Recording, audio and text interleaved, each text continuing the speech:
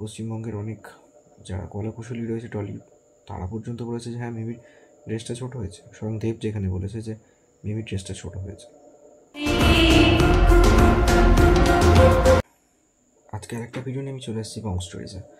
So বং স্টোরিজে আসার আজকে অন্যতম কারণ হচ্ছে যে কোনোভাবে দেখা যাচ্ছে যে বাংলাদেশের সাথে ভারতের সম্পর্কটা স্পেশালি কলকাতা এবং বাঙালিদের ক্রমশই খারাপ হচ্ছে।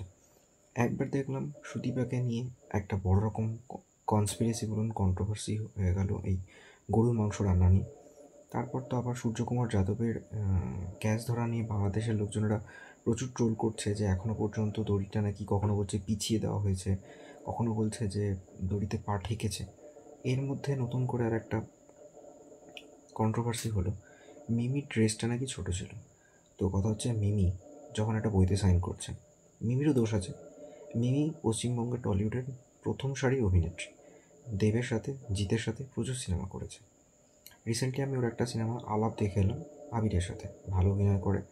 অভিনেতার বা অভিনেত্রীদের শিল্পী সত্তা বলুন বা তাদের বলা চলে যে তাদের নিজস্ব কোয়ালিটি বলুন, সেটা যথেষ্ট পরিমাণে রয়েছে এবং মিমির তার পার্সোনালিটির জন্যই মানুষকে বেশি অ্যাট্রাক্ট করেন।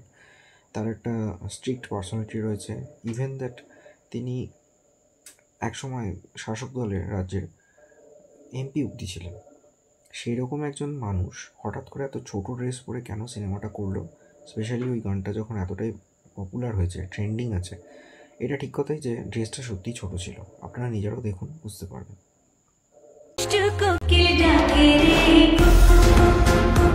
ইতিমধ্যে সবাই দেখেছেন যে দুষ্টু কোকিল গানটা খুবই জনপ্রিয়তা পেয়েছে।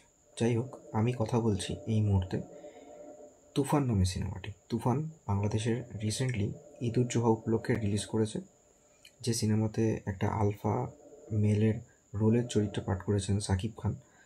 সাকিব বাংলাদেশের অন্যতম পপুলার অভিনেতা। সাকিব পশ্চিমবঙ্গের বাংলার টলিউডের সাথেও বেশ কয়েকটা সিনেমা করেছিল। তো এই মুহূর্তে মিমি চক্রবর্তী এই যে বইটা বেরিয়েছে তুফান, সেটাতে পাঠ করেছেন, নায়িকার অভিনয় পাঠ করেছেন। সেখানে একটা গানে দেখা যাচ্ছে যে এই দুষ্টু কোকিল যে গানটা হয়েছে তাদের ড্রেসটা নাকি খুবই ছোট ছিল। ড্রেসটা এতটাই ছোট ছিল যে আমাদের টলিউডের প্রথম সারির অভিনেতা দেব পর্যন্ত বলেছে যে মিমির ড্রেসটা আর একটু বড় করলেই পারত। মানে তার কাছেও ব্যাপারটা একটুখানি খারাপই লেগেছে যে এত ছোট ড্রেস তো আমাদের পশ্চিমবঙ্গে বাংলার টলিউডে তো কেউ পরে না, সেখানে এরকম ড্রেস পরলো কী করে। এবং এটা নিয়ে এখন প্রচুর হইচই চলছে, প্রচুর ট্রোল হচ্ছে। দুষ্টু কোকিল গানটা খুবই হিট করেছে, মানলাম, সব মেনে নিলাম, কিন্তু মিমি কী হিসেবে পড়লো? তার তো একটা কোরিওগ্রাফি বলুন, ডিজাইনার বলুন, পুরো ক্রু মেম্বার রয়েছে। কোন গানের জন্য কোন ড্রেস পরা হবে সেটা ডিজাইনাররা অলরেডি চক আউট করে, তারা মাপজোক না হয় ড্রেসটা বানানো হয়।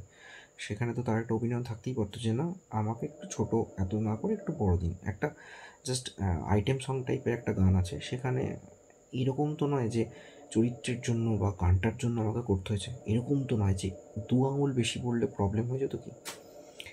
ইভেন দ্যাট ফেসবুকে তো আমি এটাও দেখলাম কেউ কেউ বলছে যে কিছু পড়েইনি, এরকমও মানে খুবই বাজেভাবে মন্তব্যগুলো করছে সবাই। আমি সেগুলো নিয়ে কিছু বলছি না, মানে আমার নিজেরই বলতে খারাপ লাগছে। মিমির আমি অনেক সিনেমা দেখেছি, স্পেশালি বোঝে না সে বোঝে না, তারপরে ধরুন শুধু তোমারই জন্য, রিসেন্টলি বললাম যেমন আলাপ দেখেছি। মিমি পশ্চিমবঙ্গে বাংলা টলিউডের তো সিনেমা কম করেনি, সে একটা বাংলাদেশে সিনেমা করতে গেছে এবং সে নাকি বলেছে যে অনেক বছর পর একটা মেন স্ট্রিম আমি কমার্শিয়াল মুভি করলাম। মানলাম, সব মেনে নিলাম। বইটার চিত্রনাট্য নাকি ভালো, বইটা অলরেডি বাংলাদেশে হিট করেছে, সবই মেনে নিলাম, কিন্তু তাও ওই আর কি একটু চোনা পড়ে গেল।